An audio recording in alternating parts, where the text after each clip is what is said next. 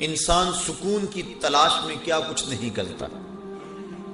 آج کل لوگ مری جا رہے ہیں کہ وہاں موسم کے لطف سے مالا مال ہوں، کوئی پربتوں کی کتاروں میں سکون تلاش کرتا ہے، کوئی عالی نصب کوٹھیوں میں سکون تلاش کرتا ہے، کوئی خوبصورت عورت کے پہلو میں سکون تلاش کرتا ہے، کوئی دولت کے انبار میں سکون تلاش کرتا ہے، اقتدار کی بچھی ہوئی مسندیں سکون آور سمجھی جاتی ہیں، لیکن پوچھ لو ان سب کو کہ سکون ہے؟ نہ علی نصب کوٹھیوں میں سکون، نہ عظیم الشان بنگلوں میں سکون، نہ اقتدار کی بچھی ہوئی مسند پہ سکون۔ سکون بندہ وہاں سے ڈھونڈ رہا ہے جہاں سکون ہے ہی نہیں۔ کیسے سکون ملے گا؟ سکون باہر سے نہیں آتا، سکون کے سوتے تو اندر سے پھوٹتے۔ وقتی طور پہ ان چیزوں سے کوئی تھوڑا سا دل بہل جاتا ہے، لیکن حقیقی سکون ان چیزوں سے نہیں ہے۔ اقتدار مل گیا، دولت مل گئی، شہرت مل گئی، عزت مل گئی تو وقتی طور پہ جو ہے وہ خوشی ہوئی اور اس کو بندہ باز کا سکون سمجھ لیتا ہے، لیکن وہ سکون نہیں ہوتا، وہ وقتی ایک مسرت ہوتی ہے جو زائل ہو جاتی ہے۔ سکون کے سوتے اندر سے پھوٹتے ہیں۔ میں مثال دیا کرتا ہوں کہ جتنی مرضی بارش برسے، کبھی بارش کے پانی سے کنواں نہیں بھرتا۔ اوپر سے جتنی مرضی بارش آئے، وہ چند قطرے پانی کے کنویں کے اندر آ جائیں گے۔ کنواں کیسے بھرتا ہے؟ نیچے سے جو سوتے پھوٹتے ہیں وہی کنویں کو مالا مال کرتے ہیں۔ اسی طرح سکون کے سوتے باہر سے نہیں اندر سے پھوٹتے ہیں اور وہ دل سے پھوٹتے ہیں۔ اس لیے فرمایا الا بذکر اللہ تطمئن القلوب، اگر سکون ڈھونڈتے ہو اس کا نام جپو، تمہارے دکھی دل کو قرار آ جائے۔ تو سکون اس کی یاد میں ہے، سکون اس کے ذکر میں ہے۔ اور بعض عقل پرست لوگ کہتے ہیں کہ یاد کرنے میں، ذکر کرنے میں سکون کیسے ملے گا، جبکہ موجودہ سائنس نے اس بات کو تسلیم کیا ہے کہ جو الفاظ ہیں ان کے اثرات ہوتے ہیں۔ آپ پھول کا نام لیں تو طبیعت میں خوشی آئے گی کہ نہیں آئے گی؟ کسی اپنے عزیز دوست کا تذکرہ چھیڑ دیں، ماں کا تذکرہ چھیڑ دیں، باپ کی باتیں کرنے لگ جائیں تو طبیعت میں تسکین آئے گی۔ خوشبو کی باتیں چھیڑیں تو ماحول میں ایک خوشبو پھیل جائے گی۔ لیکن اگر کسی کری المنظر شخص کی بات چھیڑ دیں، کسی ظالم کا تذکرہ چھیڑ دیں، کسی قتل کی کہانی کو چھیڑ کے بیٹھ جائیں، ظلم، جبر اور بربریت کی کسی بات کو چھیڑ کے بیٹھ جائیں تو اثرات اس طرح کے ذہن میں مرتب ہوں گے۔ کسی پرانے دکھ کی بات چھیڑیں تو ان باتوں میں وہ دکھ تازہ ہو جائے گا۔ کسی خوشی کا تذکرہ کریں تو چہرے پہ مسرت پھیل جائے گی۔ دکھ زیادہ ہو جائیں، بات مدینے کی چھیڑ دیں، دکھ دور ہوں گے کہ نہیں ہوں گے؟ حضرت شیخ شبلی علیہ رحمہ بہت بڑے بزرگ گزرے ہیں۔ آپ معارف اسم ذات بیان فرما رہے تھے کہ اللہ کا نام لینے سے دل میں سکون آتا ہے اور دل کی کیفیت بدلتی ہے، من میں اجالے اور روشنیاں پیدا ہوتی ہیں۔ ابو علی سینا جو اس دور کا بہت بڑا فلسفی تھا، وہ اس مجلس میں موجود تھا۔ وہ کہنے لگا یہ آپ نے عجیب بات کہہ دی، اللہ تعالیٰ کی ذات تو مؤثر ہے لیکن نام میں کیا رکھا ہے؟ ہمارے جو فلسفی حضرات ہیں وہ ہر چیز کی 4 شکلیں بیان کرتے ہیں۔ ہر شے کی 4 شکلیں ہیں، ایک شکل خارجی، ایک شکل ذہنی، ایک شکل کتابی اور ایک شکل لفظی۔ مثال کے طور پہ ہم آگ لفظ بولیں، ایک آگ تو وہ ہے جو باہر روشن اور جل رہی ہے، اس میں ہاتھ لگائیں گے تو جل جائے گا ہاتھ۔ دوسری آگ وہ ہے جو زبان سے لفظ آگ ہم بول رہے ہیں۔ تیسرا، جب لفظ آگ کہیں گے تو دماغ میں اس کا تصور آئے گا۔ اور چوتھا، کاغذ کے اوپر آگ چھاپ دیں، اس کی تصویر بنا دیں تو یہ شکل کتابی ہو۔ اس میں اصل شکل جو ہے وہ اس کی شکل خارجی ہے، اس طرح وہ فلسفی حضرات کہتے ہیں کہ ہر شے کی 4 شکلیں ہیں. حقیقی شکل خارجی ہی ہوتی ہے. آگ کہنے سے ہونٹ نہیں جلیں گے. کاغذ پہ آگ کی تصویر چھاپ دیں تو اس سے کاغذ جل نہیں جائے گا. آگ کا تصور کرنے سے ذہن جلے گا نہیں. لیکن وہ جو خارج میں آگ موجود ہے اس میں ہاتھ لگائیں گے, اس کے قریب جائیں گے تو ہاتھ بھی جلے گا اور آپ کو تپش اور حدت کا احساس بھی ہوگا. تو وہ خارجی جو اس کی صورت ہے وہی اس کی صورت اصلی ہے, باقی اعتباری صورت. تو وہ کہتے ہیں اللہ کی ذات تو مؤثر ہے, لیکن نام کہنے سے, نام لینے سے کیا ہوگا. تو حضرت شیخ شبلی علیہ الرحمہ نے ابو علی سینا کو سمجھایا کہ نہیں میاں, نام میں بھی اثر ہوتا ہے, نام میں بھی تاثیر ہوتی ہے. وہ کہنے لگا نہیں, مؤثر تو صرف صورت خارجی ہوتی ہے, لہذا میں اس بات کو تسلیم کرنے کو تیار نہیں. ضد میں آ گیا. میں نے عرض کر دیا کہ بزرگوں کا ایک اپنا طریقہ ہوتا ہے. تو حضرت شیخ شبلی تھوڑا سا غصے میں آ گئے اور فرمانے لگے ابو علی سینا میں تیرے سے کیا بات کروں, تو تو گدھا ہے. اس کے سرخیاں آ گئی چہرے پہ, غصے سے لال پیلا ہو گیا. مجھے گدھا کہا, بڑی مجلس میں اتنا بڑا فلسفے کا امام, زمانہ میرے نام کا معترف, اتنی کتابیں میں نے لکھی. تو حضرت شیخ شبلی مسکرا پڑے, فرمانے لگے دیکھا نا گدھے کے نام سے تیرے چہرے کا رنگ بدل گیا. تو کہا جب گدھے کے نام میں اتنا اثر ہے کہ تیرے چہرے کا رنگ بدل سکتا ہے, تو کیا اللہ کا نام لینے سے دل کا رنگ نہیں بدل سکتا؟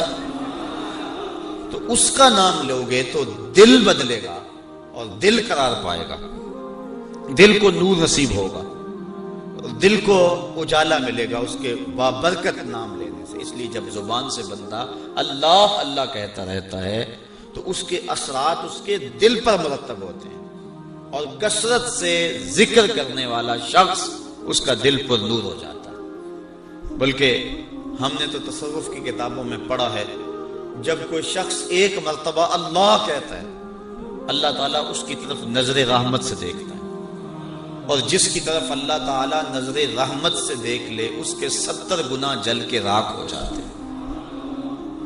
اور جس نے اٹھتے بیٹھتے چلتے پھرتے وظیفہ یہی رکھا, پھر اس کے من میں کتنے اجالے اتریں گے, کتنی روشنیاں اس کو نصیب ہوں گی. تو کہا یا ایھا الذین آمنوا اذکروا اللہ ذکرا کثیرا, اے ایمان والو اپنے رب کا کثرت سے ذکر کرو. اور میرے اور آپ کے آقا و مولا حضور نبی رحمت صلی اللہ علیہ وآلہ وسلم نے ارشاد فرمایا, اللہ کا ذکر اس انداز سے کرو کہ لوگ تمہیں مجنون کہیں یہ تو پاگل ہو گیا. بلکہ ایک روایت امام طبرانی نے بیان فرمائی ہے کہ اللہ کا ذکر اس طرح کرو کہ منافق تمہیں تانا دے کہ ریاکاری کر رہے ہو. اس انداز کے ساتھ تم اس کا ذکر کرو. میرے حضور قبلہ عالم فرماتے ہیں, اٹھ دی بیندی ٹر دی پھر دی, ستے آنتے جاگ دی, نام جھپ دی روتے کھپ دی, ویخ سر اس راگ دی, نام جھپیاں قرب ملدا, نام دی کر پوری سام, شیشے بچ کستوری جے کر پھر ضرورت کاگ دی. تیرے تو سب کچھ اندر ہی رکھا ہوا ہے, تو ذرا غور تو کر, تفکر تو کر, ذرا اس کو آواز تو دیکھ کے دیکھ. تیرے من سے آوازیں نہ آئیں تو کہنا اندر بوٹی مشک مچایا اتے جان پھلن تے آئی ہو. تو نے در در کیا جانا ہے, سب کچھ تو تیرے اندر رکھا ہوا ہے. وہ کہتے ہیں ایک سنیارا تھا, بمبئی کا رہنے والا, یہاں ہمارے لاہور میں آ گیا, پرانے دور کی بات ہے. اس کے پاس بڑے قیمتی موتی تھے. اس نے کسی مجلس کے اندر اپنے موتی کھولے اور ایک موتی کہنے لگا یہ شب افروز ہے, رات کو چمکتا ہے. جب اس نے سامان سمیٹا اور اٹھ کے جانے لگا تو ایک چور بھی اس مجلس میں بیٹھا ہوا تھا. کہنے لگا حضرت کہاں کے ارادے ہیں؟ کہا بمبئی جا رہا ہوں. کہا حسن اتفاق, ارادے تو میرے بھی بمبئی کے ہیں, چلو اکٹھے چلتے ہیں. وہ جوہری سمجھ گیا کہ یہ اصل میرا ہم سفر نہیں ہے, اس کا دل اس موتی پہ آ گیا, لیکن وہ تھا بڑا سمجھدار. تو اس نے کہا آ جاؤ. سارا دن سفر میں رہے. جب رات کو سونے لگے تو اس نے اپنی قمیض یا واسکٹ وغیرہ اتار کے جو ہے وہ لٹکا دی کسی چیز کے ساتھ. یہ اٹھا اور اس نے نظر بچا کے وہ قیمتی موتی اس کی جیب میں رکھ دیا اور خود بے فکر ہو کے سو گیا۔ یہ چور اٹھا، اس کا سامان ٹولتا رہا، لیکن موتی نہیں ملنا تھا، نہ ملا۔ صبح یہ اٹھا اور نظر بچا کے اس کی جیب سے موتی نکال کے اپنی جیب میں رکھ لیا۔ ناشتے پہ بیٹھے کہنے لگا یار وہ تمہارے موتی کی رات کہیں چمک شمک نظر نہیں آئی؟ جیب میں ہاتھ ڈالا، کہا نہیں یار میرے پاس ہی تھا۔ بڑا حیران ہوا، میں نے تو جیب ٹٹولی ہے ساری رات۔ اگلے دن اس نے سوچا چلو آج میں مزید کوشش کروں گا۔ اس نے پھر وہی کام کیا، نظر بچا کے اسی کی جیب میں رکھ دیا۔ وہ ساری رات ڈھونڈتا رہا، موتی نہیں ملنا تھا، نہ ملا۔ صبح نظر بچا کے اس نے اپنی جیب میں رکھ لیا۔ صبح ناشتے میں پھر بات چلی، یار وہ آپ کہتے تھے رات کو چمکتا، اس کی کچھ چمک شمک نظر نہیں آئی؟ کہا یار میری جیب میں تھا۔ 2-4 دن ایسے گزرے۔ ایک دن اس نے عزم کر لیا کہ شاید وہ بغل میں رکھ لیتا ہے، منہ میں رکھ لیتا، کہاں رکھتا، آج تو اس کو میں بیدار بھی ہو جائے تو میں پھر بھی یہ وہ موتی اس سے لے لینا۔ وہ اس کے پاس سے پلٹتا رہا، لیکن وہ مست ہے، اس کو پتا ہے موتی محفوظ جگہ پہ۔ اور صبح اٹھا، نظر بچا کے موتی اپنی جیب میں ڈال لیا۔ اس نے پھر بات کی، اس نے کہا کہ یار میرے پاس ہی تھا۔ اس نے کہا میں آج سچی بات بتاؤں، میں تیرا ساتھی نہیں تھا، میں تو تھا چور، میں تو چور تھا، اس موتی کی غرض میں تیرے ساتھ ہو لیا تھا، لیکن آپ تو میرے بھی استاد نکلے۔ میں نے بڑی محنت کی، مجھے 3 دن ہو گئے موتی نہیں ملا، میں آپ کو استاد مانا، آپ مجھے بتائیں کہ موتی آپ رکھتے کہاں تھے؟ اس نے کہا میاں تو اوروں کی جیبیں ٹٹولتا رہا، کبھی اپنی جیب میں بھی تو ہاتھ ڈال دیا ہوتا، نہ مسجد وچ نہ مندر وچ، لب یار نو اپنے اندر وچ، سب کچھ تو تیرے اندر ہے، تو اوروں کی جیب میں ٹٹولتا رہا۔ سلطان وہ فرماتے ہیں نہ کر منت تو خواج خضر دی، تیرے اندر آب حیاتی ہوں۔ اور کبھی فرماتے ہیں وچے ہی بیڑے، وچے ہی چیڑے، وچے ہی ونج مہانے ہو، 14 طبق دلے دے اندر تمبو وانگو تانے ہو، سب کچھ تو تیرے اندر ہے۔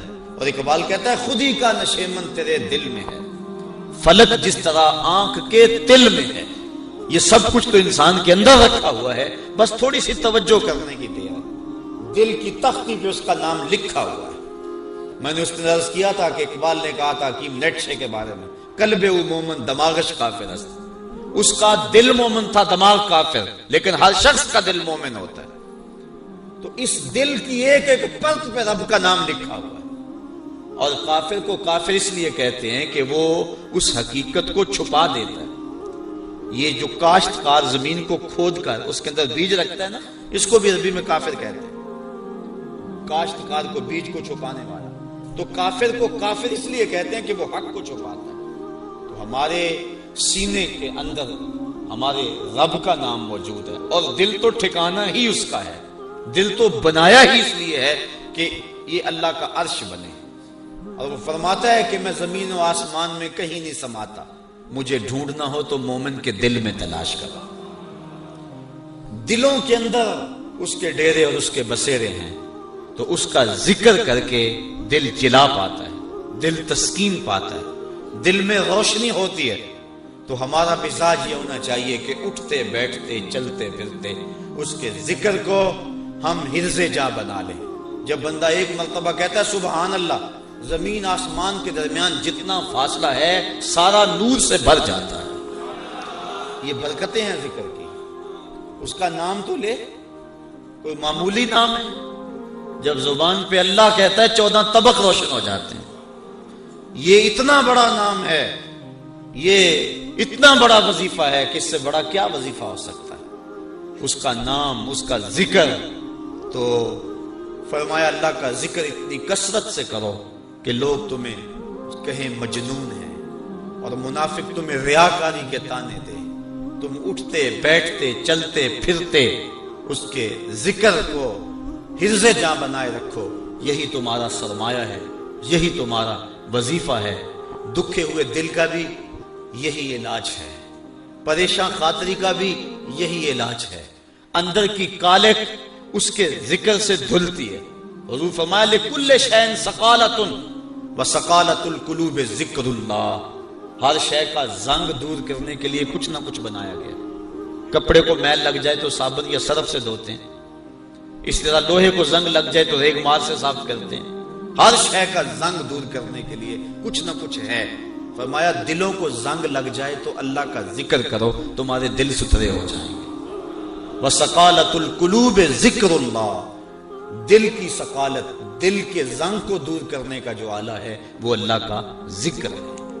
جب انسان ذکر کرتا ہے تو دل جلا پاتا ہے، دل روشنی پاتا ہے۔ گناہ سے دل میلا ہوتا ہے۔ روایت میں آتا ہے جب انسان گناہ کرتا ہے تو اس کے دل میں ایک سیاہ نقطہ لگ جاتا ہے، اگر وہ توبہ کے آنسوؤں سے اس کو دھو لے تو اس کا دل شفاف ہو جائے گا، اور اگر وہ توبہ نہیں کرتا اور تکرار گناہ کرتا ہے تو اس نقطے کے ساتھ ایک اور نقطہ لگ جاتا ہے۔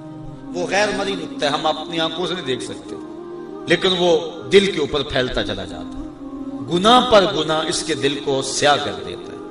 پھر ایک ایسا موقع بھی آتا ہے کہ اسے بدی اور نیکی میں تمیز ختم ہو جاتی ہے۔ جو شخص پکا نمازی ہو، نماز چھوٹ جائے اس کی تو اس کی زندگی میں جو چین ہوتا ہے وہ لٹ جاتا ہے۔ جتنی دیر تک نماز پڑھ نہیں لیتا اتنی دیر تک اسے سکون نہیں آتا۔ جس شخص کے ضمیر پر ظلم کا داغ نہ ہو، وہ کسی کو گالی بھی دے بیٹھے تو خود پریشان ہو جاتا ہے، کسی کو تھپڑ بھی مار بیٹھے تو خود پریشان ہو جاتا ہے۔ جتنی دیر تک اس سے معذرت نہیں کرتا اسے سکون نہیں آتا۔ اسی طرح اللہ تعالیٰ نے یہ دل کو پاک پیدا کیا ہے، یہ ہم نے آ کے اس کو گندا کیا۔ نفس پلیت پلیت چا کیتا، اساں اصل پلیت تا ناسے، نفس نے ہمیں پلیت کر دیا، ہم تو پاک آئے تھے، ستھرے آئے تھے۔ اور میاں صاحب علیہ رحمہ فرماتے ہیں چٹی چادر پھمنا والی تے داغ نہ لاویں جڑیاں، پھر نہ آکھی حشر دہاڑے حال ربا کی بنیا۔ تو یہ چٹی چادر ہے بالکل، تو اس کے اوپر کہیں داغ نہ لگا بیٹھنا، اور اگر اس کے اوپر داغ پہ داغ لگ جائیں اور دل سیاہ ہو جائے تو پھر حق و باطل کی تمیز ختم ہو جائے۔ پھر گناہ پہ گناہ کرے اسے پتہ نہیں ہوتا، کیونکہ جو پہلے ہی داغ چادر ہو ایک اور دھبا لگ جائے گا تو کوئی پریشانی نہیں ہوگی۔ چٹی چادر پہ معمولی سا داغ بھی لگے گا تو ہر ایک کو نظر آئے گا، محسوس کیا جائے گا کہ یہ داغ لگا ہوا ہے۔ اس لیے گناہ کرنے کا جو شخص مزاج بنا لیتا ہے اس کے لیے گناہ مشکل نہیں رہتا، بلکہ روایت میں آتا ہے کہ جب مومن گناہ کرتا ہے تو اس کی حالت یہ ہوتی ہے جس طرح احد پہاڑ کے نیچے آ گیا کہ ابھی اوپر سے وہ گر جائے ویسے کچل دے گا۔ اور منافق جب گناہ کرتا ہے تو وہ یوں محسوس کرتا ہے جس طرح جو ہے مکھی بیٹھی تھی اور اس نے اس کو اڑا دیا۔